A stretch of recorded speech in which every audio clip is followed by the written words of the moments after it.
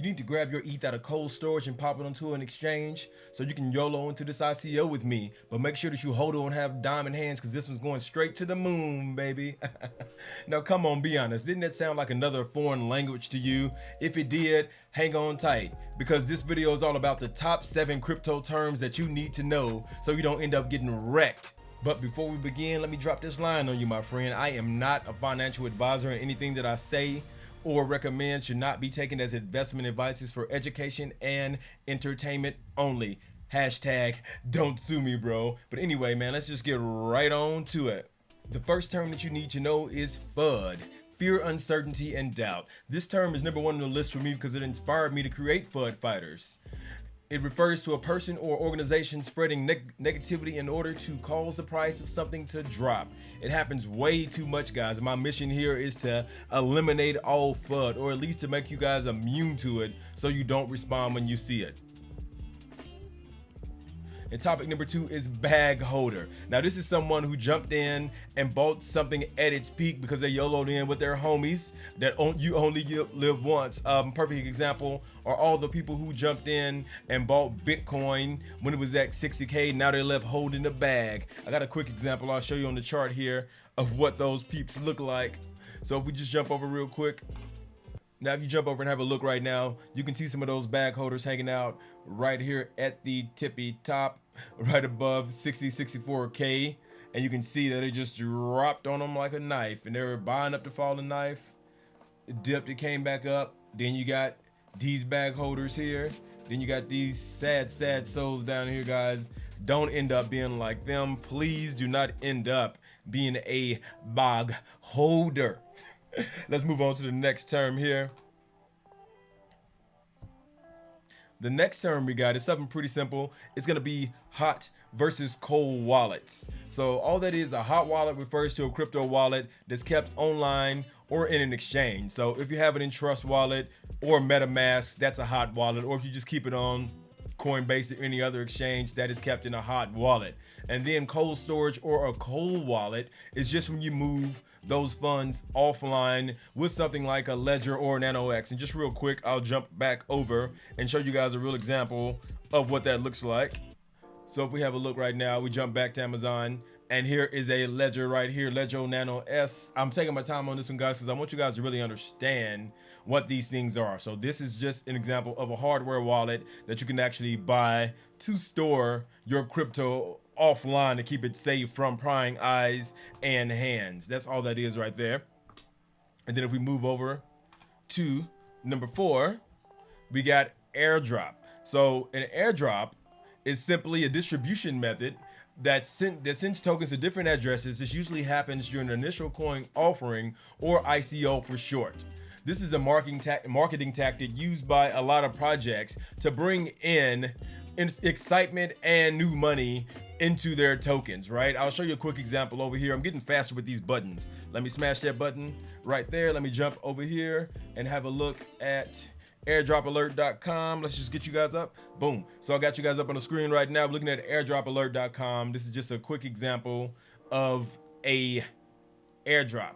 So I just want to point out a couple things. Let's zoom that in. Like usual, one day I'm going to do a multi-action so I don't have to zoom in and pause. But anyway, I just want to go all the way down to the step-by-step guide to get into the BitMario airdrop. Like I said before, it's usually some stipulations to get in. This one's not too bad. They want you to go to the BitMario, fill out airdrop form. They want you to join on Telegram on the group and channel. They want you to follow them on Twitter, like and quote and retweet, and vote for them on Coin Sniper. Keep in mind, you see things like BEP20, that is the Binance token. We're going to talk about coins and tokens in a second, but BEP20 is on the Binance blockchain, and that's the token. So let's go ahead and jump back over to the presentation here and move on to our next thing.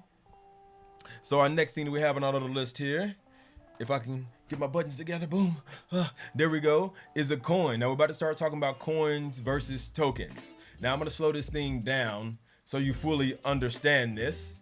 So a coin is a digital asset that is native to its own independent blockchain. So a perfect example of that is something like Bitcoin, right? So Bitcoin is on its own independent blockchain. You can use the BTC token as an exchange of value, if you will. I'm going to jump over in a second after I do the token definition. We're actually going to look at some deeper examples and some use cases for coins versus token. But I want to reiterate that a coin is just a digital asset that is native to its own blockchain, right? Like a Bitcoin, ETH, Cardano, etc. And then we'll jump in and talk about the tokens here in a second. Matter of fact, let's jump on over and have a look at what a token actually is. Let me just make sure we're on the right screen. Yep, we are on the right screen. And up, I made that sound, hit the wrong button. So if we jump over now and we talk about a token is just a representative asset that's built on top of an existing blockchain, right? Like we said before. So the token for Ethereum would be ERC20. The token for the Binance blockchain would be BEP20 tokens. So I know coins and tokens get confused all the time, so I want to kind of foster a deeper understanding in those two things as well. So I'm just going to go ahead and go to this little article that talks about cryptocurrency, coins versus tokens here. And it shows a couple of examples of what they are as well. So for example, cryptocurrency coin use cases are as a store of value. So Bitcoin is simply a store of value and an alternative for your conventional banking system. That's all that is. It gives you those decentralized transactions. It circumvented the need for you to actually have to go to and have a centralized ledger like bank accounts and things like that. That's what it is. We don't even have to jump into digital cash. I want to jump straight down to use cases for cryptocurrency tokens as well. So smart contracts. This is something we talked about in our last video. I will leave a link below with that one. But a smart contract, I already defined it, just a simple protocol that automates transactions between two mutual parties. So that's something that tokens are used for. So remember before about the ERC20 token? Like if you want to buy most DeFi games, dApps, NFTs, etc., you need that ERC20 token on the Ethereum blockchain to actually make that happen for yourself. So that's what we're looking at when we're talking about coins and tokens. And then you have DIDs or digital user identities as well. I've talked a little bit about the DOC token that you can use to provide a digital user identity so you don't have all that KYC, that stands for Know Your Customer information when you're signing up for something. So guys, that was a quick run through of some of those. Let's jump back over here real quick and let's look at one more thing and then we'll move on to the news. So the next thing that we want to look at actually is just going to be what an altcoin actually is. So we're going to use CoinMarketCap in a second to kind of show you guys these. But when I think of altcoins, I think about anything that's not Bitcoin or Ethereum. I'll explain in a second when I go over to CoinMarketCap and we look at their actual market caps, if you will. So when you hear altcoin, people are talking about Cardano, Solana, XRP/Ripple, Dogecoin, Polkadot, etc., etc. Matter of fact, let's just quickly swap screens here and have a look at what I'm talking about. So let's jump in again. So the reason why I don't call Ethereum an altcoin is because it has a market cap of $245 billion, while Bitcoin has $630 billion. I mean, so it's fair.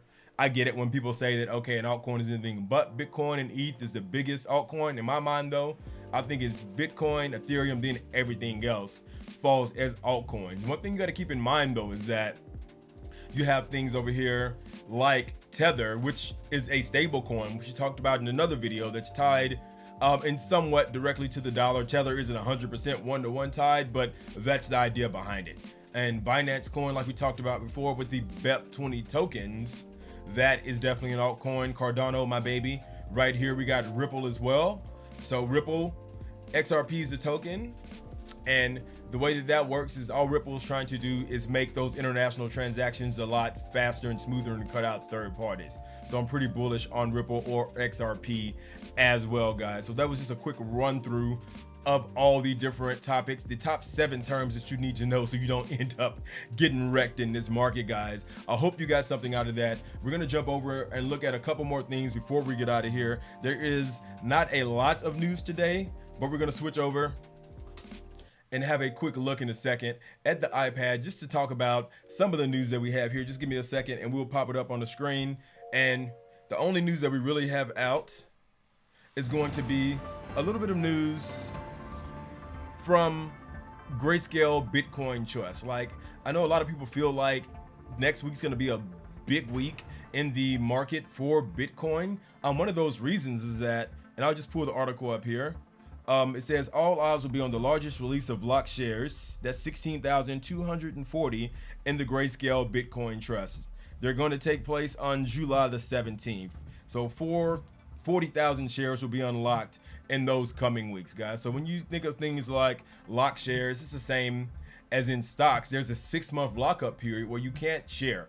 And Grayscale Bitcoin Trust is just the largest fund, I'm pretty sure, that actually invests in Bitcoin in a way for institutional investors to actually jump in and get in on the Bitcoin price action. So they're actually that lockup period is gonna end on the 17th, and one or two things are gonna happen here.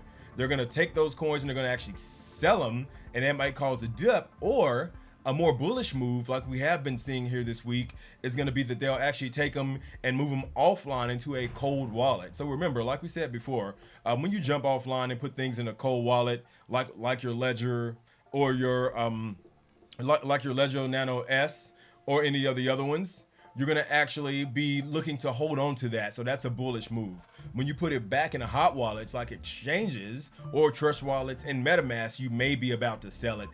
That's the only real piece of news we have for right now. The only other thing that I talked about last week was Crypto.com jumping in and joining forces with UFC in the big McGregor fight. They actually had Crypto.com all over the place, and I had a few of my friends ask me what Crypto.com was all about. So I alluded to that in that last video when I talked about that's going to help it raise that mainstream attention when we jump in. And that's really what it's all about, trying to get people's heads around what crypto is all about and the meaning behind it, right? So just to recap, if you're jumping in late on the video, guys, today's video, we talked all about the top 7 terms that you need to know in order not to get wrecked in this crypto game. And I'm just going to quickly jump back to the keynote. We're going to rapid fire through those 7 just in case you missed it, so you know what they are. Boom, boom, boom, boom, boom. All right, cool. Back from the top. FUD, that's fear, uncertainty, and distrust in the market. And then you got bag holder. Don't be a bag holder. Don't YOLO in to those different coins or projects at the top, expecting them to keep on going up, end up holding the bag. And then we had hot wallets versus cold wallets. Remember, hot wallets are wallets that are on the exchange, like a Trust wallet or a MetaMask, or something that's kept in your Coinbase. And then a cold wallet is like a Trezor One or a Ledger Nano S, like I showed you guys before on Amazon. And then we had airdrop. Remember, airdrop is just a way for companies to kind of brew up excitement in their new projects that they're coming out with. That's all that is. It's a way to get liquidity into their project, to get excitement, to get people to sign up and get them invested in their market. That's what airdrops are, just a way to do initial coin offerings. And then we had coin versus token. So remember, a coin was just a native coin that's built on an independent blockchain, right? So Bitcoin's the example of a coin, and then BTC would be that token that's built on there. And then the next one was token, of course. When you think about token, I always think about ERC and BEP20. ERC is built on the Ethereum blockchain or coin, and then those BEP20s is built on the Binance blockchain or coin. Go back in the video, I explained a little bit deeper and slowed down so you guys could understand that.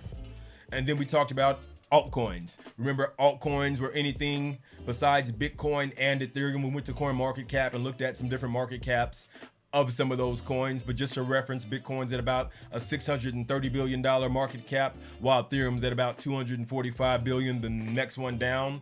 Binance is about $49 billion. So that's why there are altcoins, guys. So that's gonna be pretty much it for the video, guys. Thanks for hanging out with me for a little bit. I wanted to make this one real quick and dirty and valuable. Let me know if you enjoyed the content, and if you did, don't forget to jump over and like and subscribe to the video and hit that bell notification. And until next time, guys, live, love, laugh. This is your boy, the FUD Fighter, your friendly neighborhood FUD Fighter, Michael T. Ragland, signing off. Until next time, guys, peace. Let's end this thing with a cool dance break, though.